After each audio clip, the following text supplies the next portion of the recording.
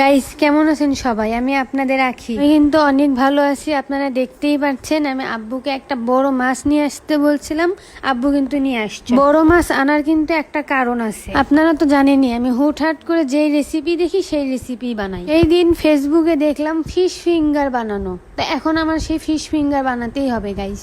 সেই জন্য এখন আমার লাগবে বড় মাছ। আব্বুর কাছে অনেক ঘ্যান ঘ্যান করে একটা বড় মাছ নিয়ে আসাইছি, কিন্তু আনার পর দেখি আমার থেকে মাছই বড়। আমি তো আর এই বড় মাছ কাটতে পারবো না, সেজন্য আব্বুক দিয়েই কাটালাম।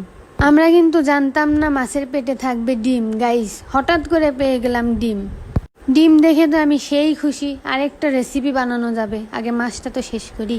মাছটা কিন্তু মেয়ে মাছ ছিল, অনেক ডিম পাইছি। এবার ডিম দিয়ে এখন আমি কি রেসিপি বানাবো সেটাই ভাবা যাক। আচ্ছা, ডিম দিয়ে কি করব সেটা পরে ভাববো নি, এখন আমি মাছ দিয়ে কি করব সেটা ভাবি। এখান থেকে আমি মাছ 3-4 পিসি নিব, বাবা বেশি নিলে নষ্ট হলে আব্বু আবার ঝাড়িমাটি।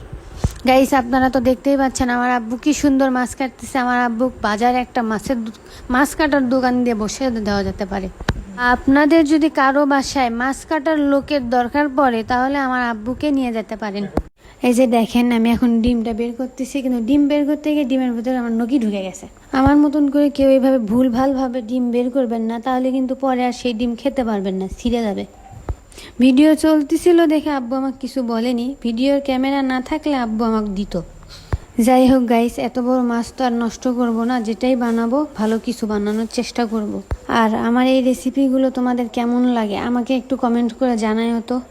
আর আমার এই উদ্ভট রেসিপিগুলো কি তোমরা কেউ বাসায় ট্রাই করছো? করলে আমাকে জানাইও। কেন জানি না আমার রান্না করতে খুবই ভালো লাগে গাইস। আবার কিছু মানুষ আছে যারা আমার রান্না দেখে বাজে বাজে কমেন্ট করে, তাদেরকে কিছু বলার ভাষা নেই, তাদের কাজই এটা। করতে থাকো তোমরা। আমার বাসা, আমি আমার বাসার মানুষদের জন্য রান্না করি, তাতে কার কি সমস্যা এটাই বুঝি না।